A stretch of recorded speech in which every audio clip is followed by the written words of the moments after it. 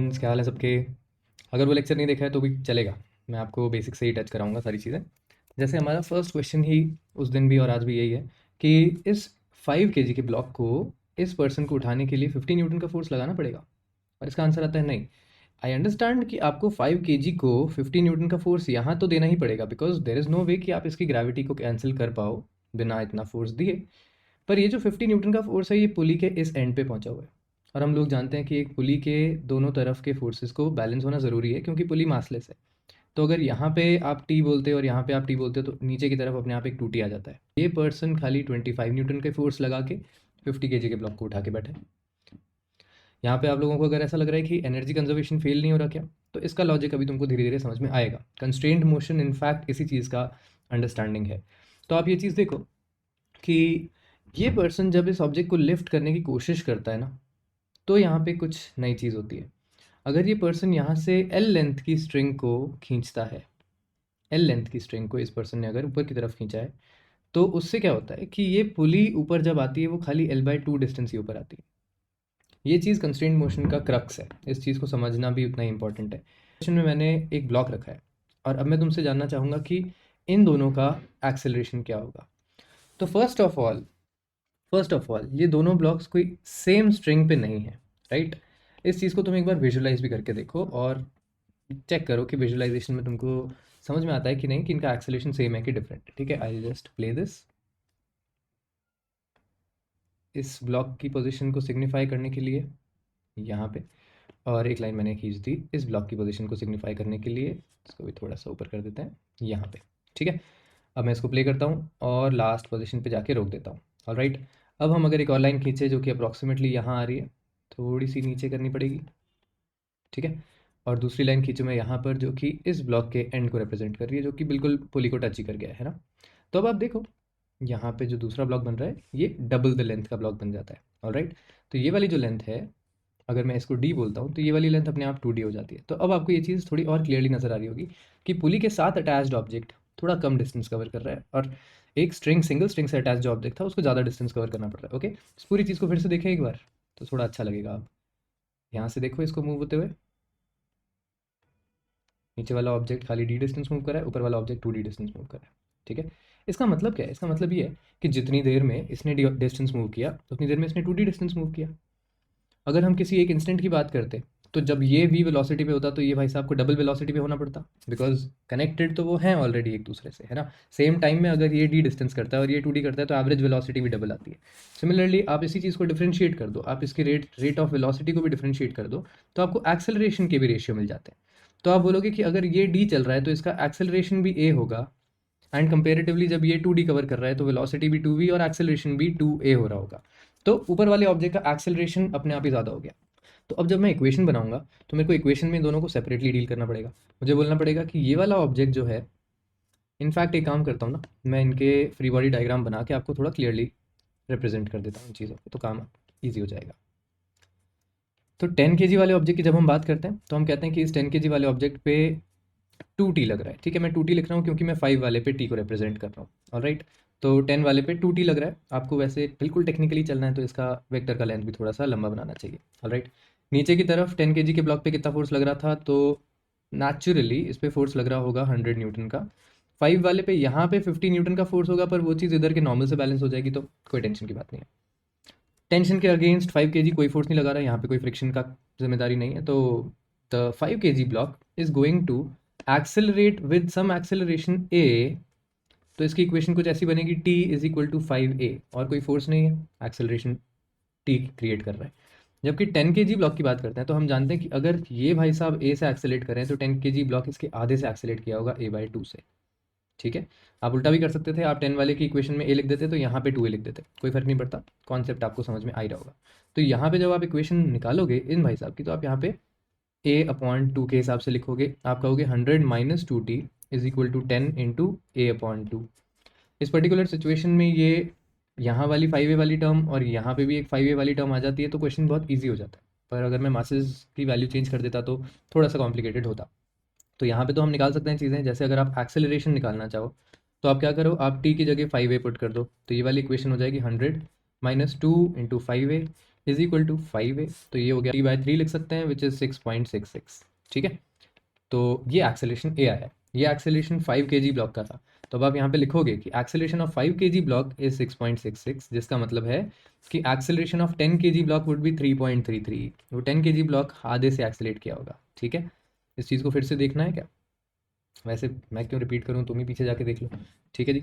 तो इस तरीके से आपके कंस्ट्रेंट रिलेशनशिप्स कहलाते हैं ये, कि जब कोई दो ऑब्जेक्ट्स एक दूसरे से कुछ ऐसी मूवेबल पुलीज के माध्यम से अटैच्ड हैं, तो इन दोनों का एक्सेलरेशन सेम नहीं हो सकता, ठीक है। बिल्कुल सेम सी सिचुएशन है ये वाली भी। इसमें मैंने 4 और 1 रखा है, तो अब हमारी इक्वेशंस थोड़ी सी डिफरेंट बनेगी, एंड इसको भी हम विजुलाइज कर लेते हैं थोड़ा सा।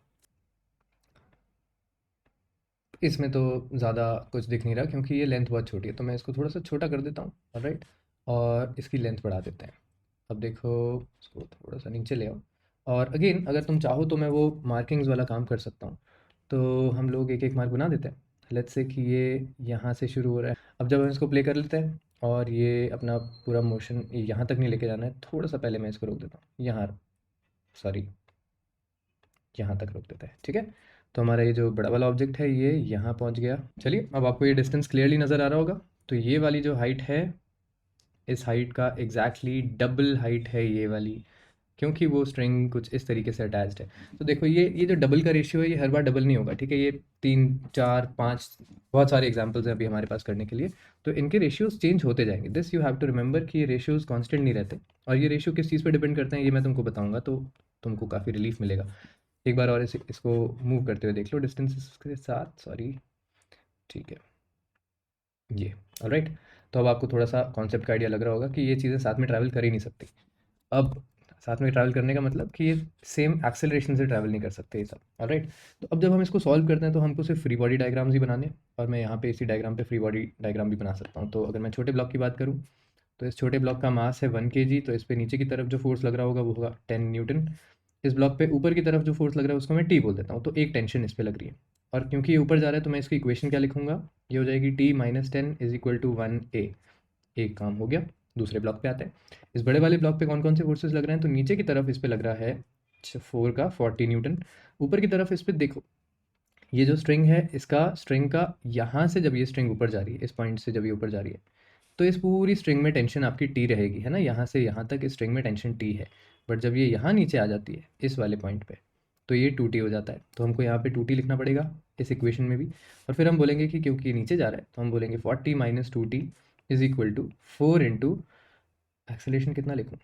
तो अगर हमने इन भाई साहब का एक्सेलेरेशन ए ले लिया, तो इसका एक्सेलेरेशन a/2 ही लिखना पड़ेगा, ठीक है। तो आपको यहाँ पे 4 इंटू a/2 ही लिखना है। और ये अगर आपने गलत कर दिया तो आपका क्वेश्चन वहीं ख़त्म हो जाएगा, फिर डोंट बॉदर सॉल्विंग इट। इसको हटा देता हूँ और इसको सॉल्व कर लेते हैं। तो अब तो कुछ बचा नहीं इसमें, आपके पास दोनों इक्वेशंस हैं ही। इसमें से मैं ये 2 को काट के खाली 2a लिख देता हूँ। एक्सेलरेशन ही निकालना है अगर, तो आप टी को रिप्लेस करो। यहाँ पे टी की वैल्यू है 10 प्लस a, और मैं जब नीचे इसको रिप्लेस करूँगा तो ये हो जाएगा a which is 5 metre per second square. चलो, तो पॉइंट समझ रहे हो ना तुम लोग कि ये एक्सेलेरेशन अभी एक ऑब्जेक्ट का ही आया है जिसका आपने एक्सेलेरेशन ए लिया था। हमने फर्स्ट 1 kg वाले ऑब्जेक्ट का एक्सेलेरेशन ए लिया था, तो हम लोग बोलेंगे कि ये ऊपर जा रहा है 5 मीटर पर सेकेंड स्क्वायर से। पर जब ये भाई साहब नीचे जा रहे होंगे तो ये उसके आधे एक्सेलेरेशन से, तो 2.5 मीटर पर सेकेंड स्क्वायर से नीचे जा रहे होंगे, ऑलराइट। चलो आगे चलें। अब हम इसके और कॉम्प्लिकेटेड एग्जांपल्स देख सकते हैं। एक आध और एग्जांपल में मैं आपको विजुअलाइजेशन दिखा देता हूँ, जैसे कि ये वाले एग्जांपल में। पर अब इसके आगे की जितनी कॉम्प्लिकेशंस हैं उनको फिर हम प्रैक्टिकली समझ लेंगे, है ना, सॉल्व करके। तो हर बार हम विजुअलाइजेशन पे जाने में बहुत टाइम वेस्ट हो जाएगा।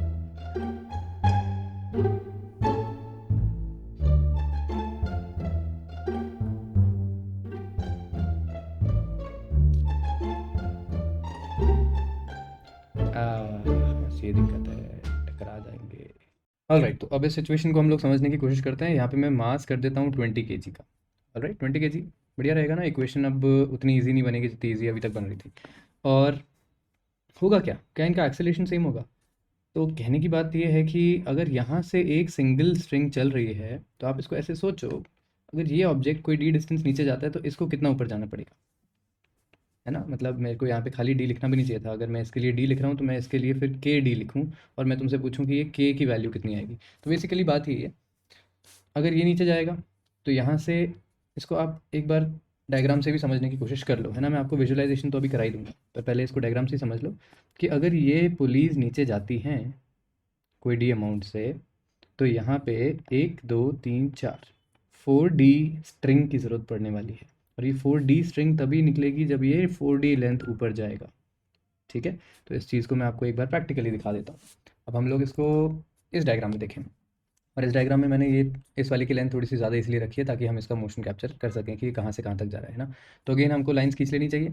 इसकी हम इस बार मैं सेंटर से लाइन ले रहा हूँ, क्योंकि आप देखोगे जो बड़ा वाला ब्लॉक है ना वो थोड़ा सा वॉबल कर रहा है, और उसकी वॉबलिंग हटाने का कोई ज़्यादा सिग्निफिकेंटली गुड तरीका मेरे को मिला नहीं, तो इसलिए हम लोग इनके सेंटर्स को कंसिडर करते हैं और इनका मोशन अब देख लेते हैं।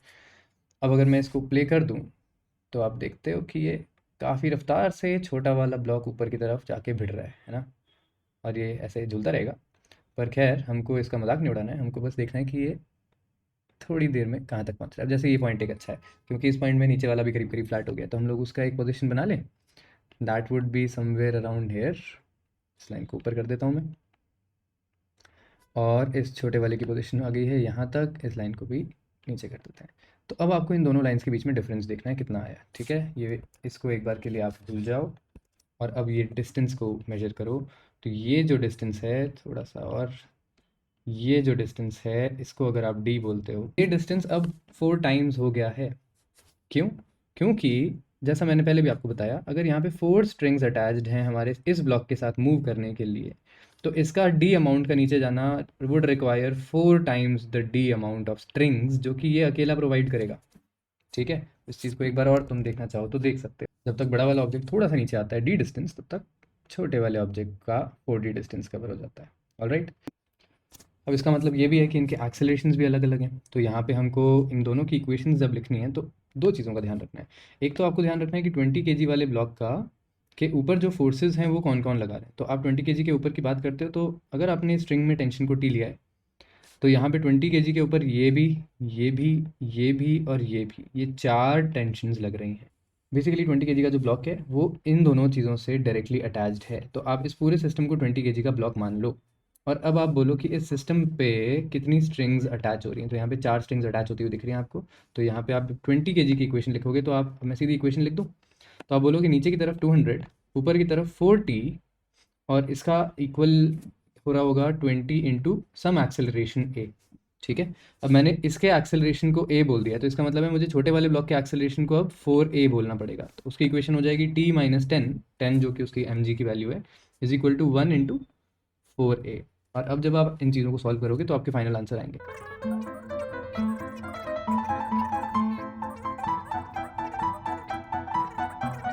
और ये एक्सेलरेशन किसका? ये 20 kg वाले ब्लॉक का एक्सेलरेशन। तो अब अगर मैं 1 kg वाले ब्लॉक की बात करूँ, इसको A20 कर दो, और फिर A1 की बात करें तो ये 4 टाइम्स हो जाएगा, तो ये हो जाएगा 160/9 मीटर पर सेकंड स्क्वायर, जो भी वो वैल्यू आती है, ठीक है। ऑब्वियसली ये ग्रेविटी से थोड़ी सी और बड़ी वैल्यू है, क्योंकि 20 kg has a very large pulling effect. इस छोटे वाले ब्लॉक का भी वजन चेंज कर देते हैं, इसको भी 1 क्यों रखा हुआ है हमने, इसको भी हम कर देते हैं 12 kg। ऑलराइट। अब देखो, अगर हम 3 kg वाले ब्लॉक की बात करते हैं, तो हमको पता है कि ये पूरा सेक्शन 3 kg के ब्लॉक का माना जा सकता है। उसमें 1 2 3 4 5 6 स्ट्रिंग्स अटैच्ड हैं, तो इसका मतलब है 3 kg वाले ब्लॉक पे 6T लग रहा है ऊपर की तरफ, जबकि इस 12 kg वाले ब्लॉक पे खाली T लग रहा है। अब यहाँ पे आप इस चीज़ को बार बार प्रैक्टिकली मत सोचो, आप सिर्फ इसको ऐसे ही सोच लो कि अगर ये 6 टेंशन इस पे लग रही हैं, या 6 इस पे लेंथ अटैच्ड हैं, तो इसका ज़रा सा नीचे जाना, अगर ये ब्लॉक यहाँ से यहाँ तक भी आ जाता है कुछ L लेंथ नीचे, तो ये ऊपर से अपने 6L लेंथ डिमांड करेगा, और वो 6L प्रोवाइड करना पड़ेगा इसको। तो आपका ये तरीका काम करता है हमेशा एक्सेलरेशंस निकालने के लिए। तो आप बोल सकते हो कि इसका एक्सेलरेशन 6 टाइम्स a होगा जब इसका एक्सेलरेशन a होगा। और अगर मैंने इसको इसी डायरेक्शन में अज्यूम किया है और मैं इसको सॉल्व करता हूँ, तो लेट्स सी कि हमारा आंसर पॉजिटिव भी आता है कि नेगेटिव आ जाता है। पर नेगेटिव आया, इसका मतलब कि अकेला 12 kg इस पूरे 3 को उठा लेगा, जो कि उठा सकता है, डेफिनेटली उठाएगा ऑब्वियसली, क्योंकि 3 kg क्या होता है 12 के सामने। देखते हैं क्या एक्सेलेरेशन आता है। तो अब अगर मैं इसकी इक्वेशन लिखूं तो वो क्या बन रही है, ये बन जाएगी 30 minus 60 is equal to 3a। 30 क्या है, इसका mg है, और 60 क्या है, जो 1 2 3 4 5 6 6 टेंशन इस सिस्टम पे लग रही है, और उसकी वजह से इसका एक्सेलेरेशन 3a बन रहा है। सिमिलरली 12 kg की इक्वेशन कुछ ऐसी आएगी कि t minus 120 is equal to 12 into 6 into a। All right. और अब इसका आंसर हमको सॉल्व करके निकालना पड़ेगा।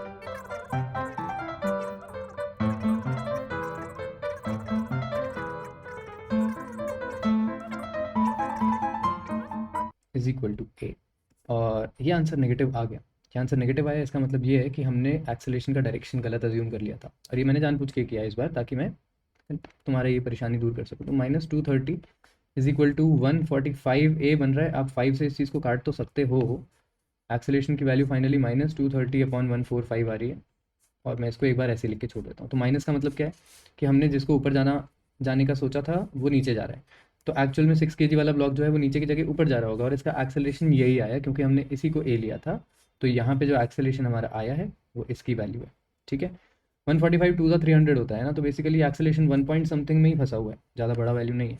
पर इसका एक्सेलेरेशन काफ़ी बड़ा है, क्योंकि वही 1 पॉइंट समथिंग को जब तुम 6 टाइम्स से मल्टीप्लाई कर दोगे, देख लेना इसकी कैलकुलेशन जो भी होती है। पर इस बार मैंने क्या किया, मैंने ये मास और ये मास सिंगल सिंगल स्ट्रिंग से नहीं जोड़े, इस पर भी 2 लग रही हैं और इस पर भी 2 लग रही हैं।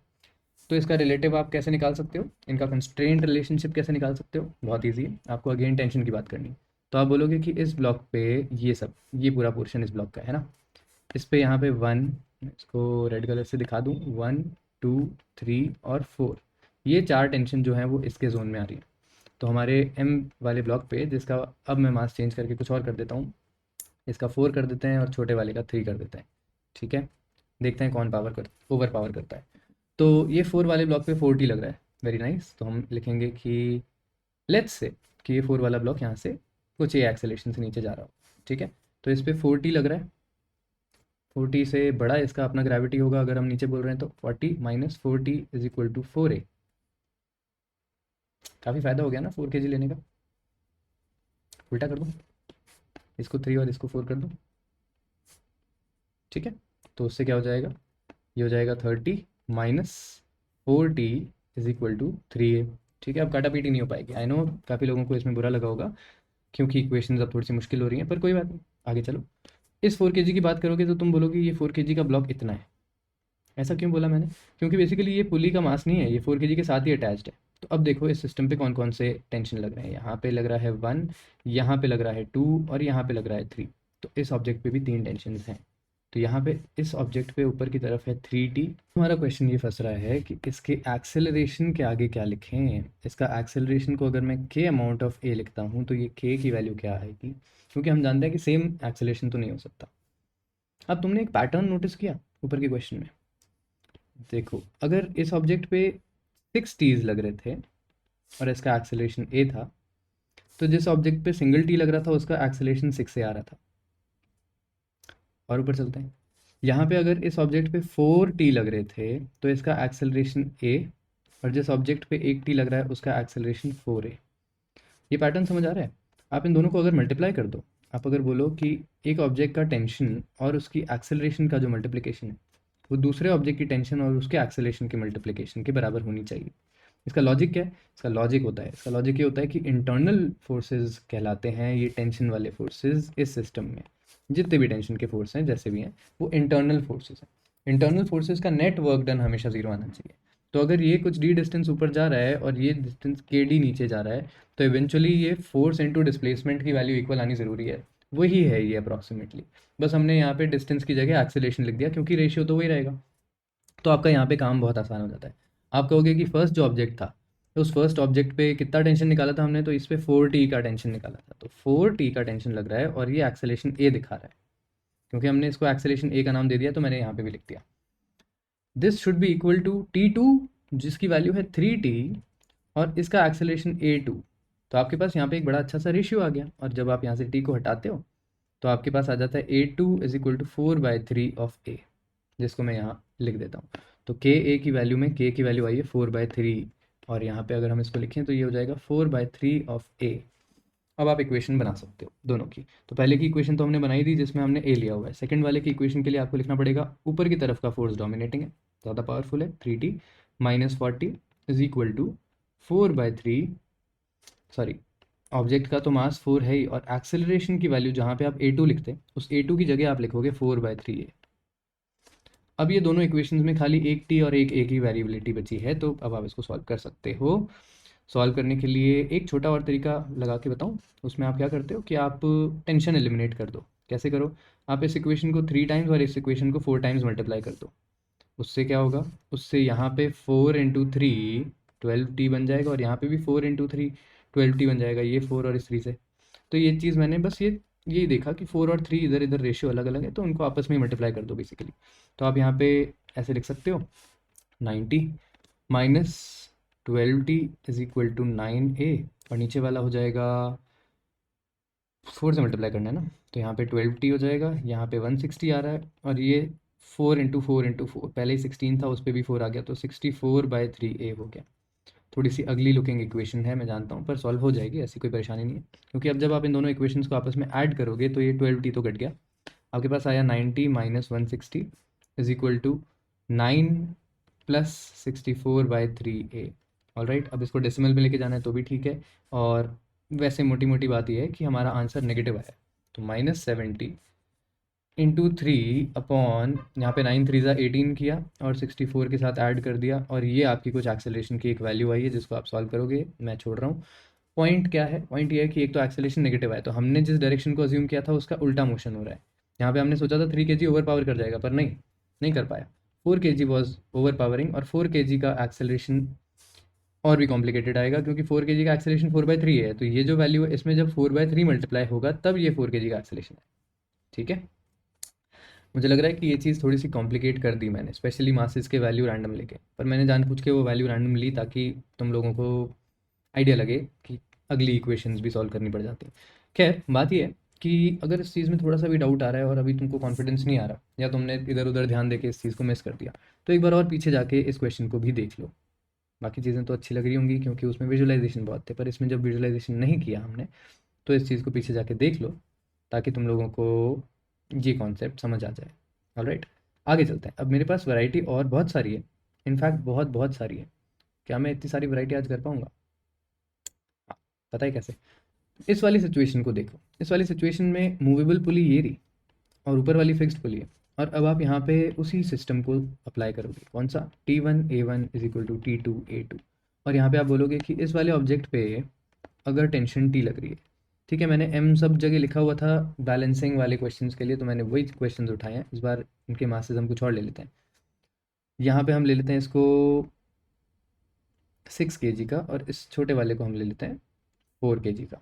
ठीक है, अब यहाँ पे आप बात करोगे, अगर मैं बोलता हूँ कि इस पॉइंट पे टेंशन इस पे T लग रही है, तो ये पॉइंट घूम के यहाँ तक आया है, तो इस वाले ब्लॉक पे T तो लगा ही रहा है। पर अब आप ये सोचो, मैं इसको कलर कोड भी कर सकता हूँ, है ना। मैं यहाँ पे इसके ऊपर एक T लिख देता हूँ और इसके ऊपर भी एक ग्रीन कलर का T लिख देता हूँ, और अब मैं दूसरा कलर लेता हूँ, और अब मैं बात करता हूँ इस ऊपर वाली स्ट्रिंग की। तो जब इस पॉइंट की बात होगी तो यहाँ पे 2T टेंशन होना चाहिए ना, क्योंकि एक पुली के ऊपर और नीचे की वैल्यू सेम है, तो T और ऊपर आ गया 2T। यही 2T ट्रांसमिट होके इस ब्लॉक पे जा रहा है, तो आप बोलोगे कि यहाँ तक 2T का भी एक फोर्स आ गया। तो अब आपको ये चीज़ समझ में आ गई है कि 6 kg वाले पे 3 टाइम्स द टेंशन लग रहा है। अगर मैं उसके एक्सेलेरेशन को A बोल देता हूँ, तो 4 kg वाले ऑब्जेक्ट पे जो खाली एक T लग रहा है उसका एक्सेलेरेशन क्या होगा? आपकी वैल्यू आ गई A2 is equal to 3 times A। तो 4 kg वाला ऑब्जेक्ट जो है वो 3 गुना ज़्यादा मूव करेगा, 3 गुना ज़्यादा डिस्टेंस कवर करेगा, 3 टाइम्स वेलोसिटी रखेगा, 3 टाइम्स एक्सेलेरेशन भी रखेगा। अब आप इक्वेशन सॉल्व कर लोगे, तो अब इक्वेशन बनानी बहुत ईजी है। आप बोलोगे कि 60, मैं ये मान रहा हूँ कि 60 ज़्यादा डोमिनेटिंग है, नीचे जाएगा, तो 60 minus 3T is equal to, sorry 3T, हाँ 3T बराबर है क्योंकि ये 2T और ये T। 60 minus 3T is equal to 6A, और T minus 40 is equal to 4 into, यहाँ पे A2 लिखना है, और A2 की वैल्यू है 3A, तो मैं इसको रिप्लेस कर देता हूँ यहीं से, और ये हो गया 3A। ठीक है, आंसर हमारा नेगेटिव आने वाला है, क्योंकि अगर तुमको याद हो तो यहाँ पे 1 kg का ऑब्जेक्ट 3 kg को बैलेंस कर लेता है, जिसका मतलब है कि 2 kg का object was going to balance 6 kg here, पर क्योंकि हमने यहाँ पे 4 लिखा है तो ये भारी पड़ता है, तो हमने एक्सेलरेशन का डायरेक्शन अलग लिया है और आंसर नेगेटिव आएगा, पर कोई बात नहीं। तो यहाँ पे हम इसको सॉल्व कैसे करें, हम नीचे वाली इक्वेशन को फिर 3 से मल्टीप्लाई कर लेते हैं। उससे हो जाएगा ये कि यहाँ पे 3T लिखा होगा, यहाँ पे 120 लिखा होगा, और यहाँ पे एक 3 और आ जाएगा, कोई फ़र्क नहीं पड़ता, इससे सॉल्व करने में आसान हो जाएगी। तो जब आप 3T से 3T को काटते हो तो आपके पास बचता है 60 minus 120 is equal to 6 plus 4 into 3 तो 9 इंटू 4 36 है यहाँ पे, और फिर एक A है। आपका आंसर आएगा यहाँ पे -60 अपॉन 36 प्लस 6 कितना होता है? 42। और ये दोनों 6 से कट जाएंगे तो ये आ जाएगा -10/7, और ये आया आपका एक्सेलेरेशन ए का वैल्यू। ए किसका एक्सेलेरेशन लिया था हमने? ए हमने लिया था 6 kg के ब्लॉक का एक्सेलेरेशन, ठीक है। ये देखो 6 kg के ब्लॉक को हमने ए एक्सेलेरेशन बोला था, तो इसका मतलब है ये ब्लॉक, और हमने 60 को डोमिनेटिंग फोर्स बोला था, हमने सोचा था ये नीचे जाएगा पर नहीं, नेगेटिव एक्सेलेरेशन आया, तो ये 6 kg का ब्लॉक ऊपर जा रहा है with an acceleration that is equal to 10/7 of metre per second square. और 4 kg का ब्लॉक जो नीचे जा रहा है वो इसके भी 3 टाइम्स एक्सेलेरेशन से जा रहा है, तो 30/7 मीटर पर सेकेंड स्क्वायर से नीचे जा रहा है। आई बात समझ? एक और करें, यहाँ पे अगर टी है तो ये ट्रांसमिट होके यहाँ टी पहुँच गया, फिर इसके ऊपर कितना है 2t, तो ये ट्रांसमिट होके यहाँ पे 2t पहुँच गया, और इसके ऊपर वाला यहाँ तक पहुँच गया 4t के नाम से। तो ये सारी चीज़ें हमने उस वाले लेक्चर में भी करी हैं, तो अब आपको पता ही होगा कि 4 + 2 + 1 यहाँ पे 7 है, तो अगर ये 7t है, और अब इस मास की वैल्यू क्या रखूँ? लेट्स से इस मास की वैल्यू हम रख देते हैं 3 kg रख दें, ठीक है, 1 और 3। और हमको वैसे पता है कि 1 kg 7 kg को बैलेंस कर रहा था यहाँ पर, तो इसका मतलब है 1 नीचे जाएगा।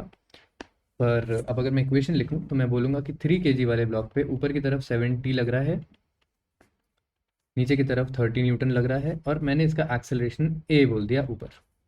तो 1 kg वाले ब्लॉक की क्या कहानी होगी? 1 kg वाले ब्लॉक पे जिसपे ऊपर की तरफ सिर्फ एक टी है और नीचे की तरफ 10 है, इसका एक्सेलरेशन जो होगा वो 7 टाइम्स ए होगा।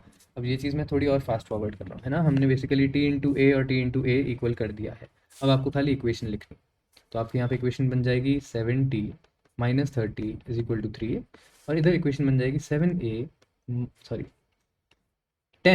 t = 7a। अब आप इन दोनों इक्वेशंस को सॉल्व करके ए की वैल्यू निकाल लोगे, और फिर आप इस ऑब्जेक्ट के लिए 7a तक की भी वैल्यू निकाल लोगे अगर आपको पूछा जा रहा है तो। समझे? ऐसा ही एक और क्वेश्चन, इसके अंदर आपको ये आप सॉल्व करो, इसमें मैं आपको वैल्यूज़ चेंज कर देता हूँ, इधर 1 ही रहने दो, इधर 2 kg कर दो, ठीक है, ट्राई करो। और ऑब्वियस है कि मैं आंसर नहीं बता रहा हूँ, तो तुम ट्राई करके कैसे पता लगाओगे कि तुमने सही किया कि गलत? तुम अपने एक दोस्त को पकड़ोगे और उस दोस्त को बोलोगे कि ये चीज़ तू भी सॉल्व करके बता, what ever method he uses, और फिर कंपेयर कर लेना अपना आंसर, ठीक है। चलो, डिस्कशन से ना बहुत सारी चीज़ें अच्छी हो जाती हैं, डिस्कशन की आदत रखना दोस्तों के साथ। इस वाले क्वेश्चन में वैल्यूज़ की बात करें तो मैं यहाँ पे 2 kg यहाँ रख देता हूँ, बस इस वाले क्वेश्चन में टेंशन की वैल्यूज़ अलग अलग है। तो इसकी बात करें, यहाँ पे टेंशन टी है, यहाँ भी टेंशन टी है, इसके ऊपर वाली स्ट्रिंग पे यहाँ टेंशन 2t है, उसके ऊपर वाली स्ट्रिंग में यहाँ टेंशन 4t है, और उसके ऊपर वाली में यहाँ टेंशन 8t है। तो हमारे 2 kg के ब्लॉक पे ऊपर की तरफ 8 + 4 12t लग रहा है, और 1 kg के ब्लॉक पे ऊपर की तरफ 2 + 2 4t लग रहा है, जिसका मतलब है कि एक्सेलरेशंस का क्या होगा? अगर ये 1 kg वाला ब्लॉक नीचे जा रहा है और इसके एक्सेलरेशन को मैं ए बोल दूँ, या बड़े वाले को एक्चुअली ए बोल देना चाहिए, तो अगर बड़े जिसमें टेंशन बड़ी है उसके एक्सेलरेशन को आप ए बोल दोगे, तो छोटे वाले का जो एक्सेलरेशन आएगा वो फ्रैक्शन में नहीं जाएगा, वो मल्टीपल्स में आएगा। तो आप बोलोगे 12 × a = 4 × a2, ये कटा तो आपको पता चल गया कि छोटे वाले का जो एक्सेलरेशन है वो 3a है, ठीक है। और ये लंबा आपने वेक्टर बना दिया। अब आप इक्वेशन कर लोगे ना, तो आपको क्या लिखना है? 12t - 20 = 2a, और यहाँ पे आ जाएगा 10 - 4t = 3a। यहाँ पे 2 जो था वो खाली मास था, जबकि यहाँ पे मास 1 है और एक्सेलरेशन को 3a लिखा है, ठीक है। अब आप इसको सॉल्व कर सकते हो, और सॉल्व करने में आपको ज़्यादा दिक्कत आनी नहीं चाहिए। ऑलराइट, एक और कॉम्प्लिकेशन देख लें। इस कॉम्प्लिकेशन में भी कुछ कुछ ऐसी गड़बड़ है, पर बात वही है कि जब टेंशन बैलेंस कर लोगे तो तुम्हारे सारे कंस्ट्रेंट प्रॉब्लम सॉल्व हो जाएंगे। तो आप यहाँ पे बोल सकते हो कि एक टी है यहाँ से जो घूम के यहाँ तक आ रहा है, ठीक है, इसको मैं पहले टी लिख देता हूँ, तो यहाँ भी टी लिख दिया, यहाँ भी टी लिख दिया। अब इस पॉइंट पे देखो, यहाँ भी टी है और यहाँ भी टी है इस स्ट्रिंग में, तो ये वाला पॉइंट जो हो गया ये 2t का पॉइंट है, ठीक है। सिमिलरली इस पुली पे देखो, अगर यहाँ t है और यहाँ भी t है, तो ये वाला पॉइंट भी 2t रिप्रेजेंट कर रहा है, तो यहाँ भी 2t आ गया। तो आपको यहाँ पे 5 टेंशन मिल गई, जबकि यहाँ पे खाली t मिला, जिसका मतलब है कि दो बातें। इसका मतलब ये है कि ये 1 kg का ऑब्जेक्ट 5 kg को बैलेंस कर लेता। अगर यहाँ पे 5 से बड़ा कुछ लिख दिया आपने, 10 kg लिख दिया, तो आप बोल सकते हो कि ये नीचे जाने वाला है। और अब अगर ये नीचे जाने वाला है तो आपकी इक्वेशन कुछ ऐसी आएगी कि 100 माइनस कितना है 5t है, this is going to be equal to 10 × a। और अगर मैंने इसके एक्सेलरेशन को a बोल दिया, जिसका मैं कलर चेंज कर देता हूँ, अगर मैंने इसके एक्सेलरेशन को a बोल दिया, तो इसके एक्सेलरेशन का क्या होगा, ये 5 टाइम्स ए हो जाएगा क्योंकि इसमें 5 गुना कम टेंशन लग रही है। ठीक है, इक्वल वर्क करने के लिए T1 और A1 का मल्टीप्लिकेशन T2 और A2 के मल्टीप्लिकेशन के बराबर करना है। कर दें अब इक्वेशन का काम। यहाँ पे आ जाएगा t minus 10 is equal to 5a, 1 into 5a। और अब आप इन दोनों इक्वेशंस को सॉल्व कर सकते हो बड़े आराम से। तो जिसको एलिमिनेट करना है, जो करना है आप कर लो। ठीक है, आप इसको 5 टाइम्स मल्टीप्लाई कर दो इक्वेशन को, और आपके टेंशन कट जाएंगे। और 100 माइनस 50, यहाँ पे 50 बचेगा, और 10 प्लस 25 35 ए बचेगा। तो ए की वैल्यू आ गई 50/35, जो कि 10/7 होती है। अगेन ये 10/7 हमको पहले भी कहीं मिला था। यहाँ पे 1 और 10 kg का मास लिया हुआ है। 10/7 हमको मिला था यहाँ पे, है ना, ये रहा। और यहाँ पे 10/7 का एक्सेलेरेशन भी आया था। ओके, जबकि यहाँ पे टेंशन तो 1 और 3 है। इंटरेस्टिंग। ठीक है, अब इतने पैटर्न देखने की कोशिश करेंगे तो गड़बड़ हो जाएगी ना। आगे चलते हैं। ये एक पर्टिकुलर सिचुएशन है जिसमें हमने 3 ब्लॉक्स ले लिए, और 3 ब्लॉक्स के केस में आपका ये वाला पैटर्न काम नहीं करता जो मैंने अभी तक तुमको बताया। तो अभी तक मैंने तुमको एक्चुअल कंस्ट्रेंट मोशन नहीं पढ़ाया। अभी तक मैंने तुमको सिर्फ एक शॉर्टकट बताया है, जो कि हम बोल सकते हैं वर्क डन का मेथड है, तो ऐसे बोल सकते हो। ठीक है, या बैलेंसिंग मेथड है, कुछ भी बोल दो, मतलब नाम से मतलब नहीं है, कॉन्सेप्ट से मतलब है। तो कंस्ट्रेंट का एक्चुअल जो लेक्चर होगा वो नेक्स्ट वाला होगा, और उसमें मेरे को डेप्थ में जाना पड़ेगा थोड़ा सा कंस्ट्रेंट की। पर आज मैं कंस्ट्रेंट का एक सिंपलर तरीका बता रहा हूँ, जिसमें आपके हमेशा 2 ब्लॉक्स अटैच है। तो 2 ब्लॉक्स के केस हो जाते हैं सॉल्व। ठीक है, I have a few more examples. इसके अंदर भी आपको, ये पिछली बार भी हमने किया हुआ है ना, इसके अंदर भी आपको मैं खाली टेंशन की बैलेंसिंग बता रहा हूँ। अगर यहाँ पे आपने लिख दिया है टी, तो ये स्ट्रिंग को फॉलो करते हुए चलो। ये स्ट्रिंग यहाँ से यहाँ तक घूम के आ रही है। तो आपके इस वाले ब्लॉक, इस वाले सिस्टम पे ऊपर 3T लग रहा है। ठीक है, आप इसको ऐसे सोचो कि ये जो 18 kg का ब्लॉक है वो इस पुली, मासलेस पुली को भी अपने अपने दायरे में लेके चल रहा है। और अब आप इस सिस्टम पे देख सकते हो टी, टी और टी, क्योंकि ये सारी स्ट्रिंग सेम है तो आपके तीनों जगह टेंशन टी है। तो आपको यहाँ पे 3T और टी का रेशियो मिल गया, जिसका मतलब है आपको एक्सेलरेशन का रेशियो मिल गया। अगर ये ए है तो ये 3a है। और अब आप उनके इक्वेशन से लिख सकते हो। ऐसे ही इस वाले केस में देखें तो इस वाले में 10 और 10 दोनों जगह किया है। और अब मैं जानना चाहूँगा कि कौन ज़्यादा पावरफुल है, लेफ्ट में गिरेगा कि राइट में गिरेगा। तो आप इसको ऐसे ही सोचो कि टेंशन कितनी लग रही है दोनों पर। अगर मैं यहाँ से शुरू करता हूँ तो इस स्ट्रिंग का टेंशन टी है, यहाँ से चलते हुए कि पूरे टाइम एक ही स्ट्रिंग चल रही है। तो अब आप देखो इस ब्लॉक पे 2T दिख रही है, दोनों स्ट्रिंग्स एक इधर और एक इधर, ये पूरा इस ब्लॉक को उठा रही है। और इस वाले ब्लॉक पे 3T, एक ये एक ये एक ये। तो अब आपको पता है कि इसके ऊपर की टेंशन जो है वो 3T है, इसके ऊपर की टेंशन जो है वो 2T है। और इसका मतलब है कि अगर ये एक्सेलरेट करता है नीचे, मान लो, अभी मेरे को पता नहीं है, पर वैसे आपको समझ आ ही रहा होगा कि जिसके ऊपर टेंशन ज़्यादा है वो एक्सेलरेट ऊपर ही करेगा, है ना। तो इसको आप ऊपर ही लो। और आप बोलो कि अगर इसके एक्सेलरेशन को मैं ए बोलता हूँ, तो इस वाले के एक्सेलरेशन को मुझे क्या बोलना पड़ेगा, आपको इसको बोलना पड़ेगा 3T into A is equal to 2T into A2। ये मेरे को करने में इतना टाइम नहीं लगता है, पर मैं तुम्हारे लिए कर रहा हूँ। तो A2 की वैल्यू आई 3/2 ऑफ ए। तो यहाँ पे आप लिखोगे 3/2 ऑफ ए। और अब आप जब इक्वेशंस लिखोगे इनकी, तो आप बोलोगे फर्स्ट ऑब्जेक्ट के लिए। एक ये पर्टिकुलर क्वेश्चन है ना, ये थोड़ा सा वियर्ड है, क्योंकि इसमें आप टेंशन की वैल्यूज देखना। यहाँ पे अगर मैं इस स्ट्रिंग में टी बोलता हूँ, तो यहाँ पे टी है। यहाँ से आप चलोगे आपको लगेगा ये 2T है, पर फिर इवेंचुअली ये वापस यहाँ पे घूम के आता है और यहाँ भी टी हो जाता है। तो एक प्रॉब्लम है यहाँ पे, एक पर्टिकुलर पुली सॉल्व नहीं हो रही। इसका मतलब क्या है कि इसके ऊपर और नीचे के फोर्सेस इक्वल नहीं है। इसके ऊपर भी टी आ रही है फोर्स की वैल्यू, और इसके नीचे भी टी और टी दो फोर्सेस लग रहे हैं। तो इस पर्टिकुलर सिचुएशन में आपको लिखना पड़ता है T is equal to 2T। समझ रहे हो ना, यहाँ पे भी टी है और यहाँ पे भी टी है, दीज मेक 2T's। और ऊपर की तरफ भी एक ही टेंशन है, तो आपको लिखना पड़ता है T is equal to 2T। और जब आप लिखते हो T is equal to 2T, तो यहाँ पे एक बहुत इंटरेस्टिंग आंसर आता है, जो कि इसका इकलौता आंसर है, जिसका वैल्यू है कि टी को 0 ही रखना पड़ेगा। तो इस पर्टिकुलर अरेंजमेंट में टेंशन 0 हो जाता है अपने आप। और अगर टेंशन 0 है तो इस ब्लॉक पे भी और इस ब्लॉक पे भी कोई टेंशन नहीं लग रही। तो ये दोनों फ्री फॉल करते हैं और इन दोनों का एक्सेलरेशन जी होता है। ठीक है, ये एक बहुत ही ट्रिकी सा एग्जाम्पल होता है, और ये यूजुअली एक बार पूछ लिया जाता है आपको टेस्ट्स में। तो ऐसा नहीं है कि ये पेपर में आएगा, पर हाँ ये पता होना चाहिए कि इसका प्रॉब्लम क्या है। तो इसका प्रॉब्लम यही है कि इसमें ऊपर और नीचे सेम टेंशन आ रही होती है। ठीक है, this situation is basically practically impossible. Okay, चलो आगे चलते हैं। अब मेरे पास यहाँ पे HC वर्मा के तुम्हारे लिए कुछ क्वेश्चंस हैं। इस क्वेश्चन को, इन सारे क्वेश्चंस को आप खुद कर लोगे। ठीक है, कोई दिक्कत नहीं आएगी। यहाँ पे भी आपको खाली वो नंबर ऑफ टेंशन ही निकालनी है और अलग अलग इक्वेशन लिखनी है। हर इक्वेशन बहुत सिंपल है, हमने बहुत कॉम्प्लिकेटेड क्वेश्चन कर लिए, तो ये क्वेश्चन आपको मुश्किल नहीं लगने चाहिए। ठीक है, ये वाले को आप एम जी साइन थीटा के साथ ले लेना और यहाँ पे देख लेना 2t लग रहा है तो अपने आप क्वेश्चन सॉल्व हो जाएगा इक्वेशंस के साथ। तो this should be easy. This one however is not easy and this one is a very special case, और इसको सॉल्व करने का सही बताऊँ तो सबसे अच्छा तरीका मैंने रिसेंटली डिस्कवर किया लाइव क्लास में। तो मैं वो लाइव क्लास की क्लिप शेयर करूँगा और वो एज अ नेक्स्ट लेक्चर डाल दूंगा, उसमें मैं सिर्फ यही क्वेश्चन सॉल्व कर रहा हूँ। ठीक है, तो जल्दी से डाल देता हूँ और फिर मिलते हैं हम लोग अगली क्लास में जब मैं तुमको एक्चुअल कंस्ट्रेंट मोशन पढ़ाऊँगा। ठीक है बच्चों, thank you so much. I hope आपको आज की क्लास में मज़ा आया। सी यू।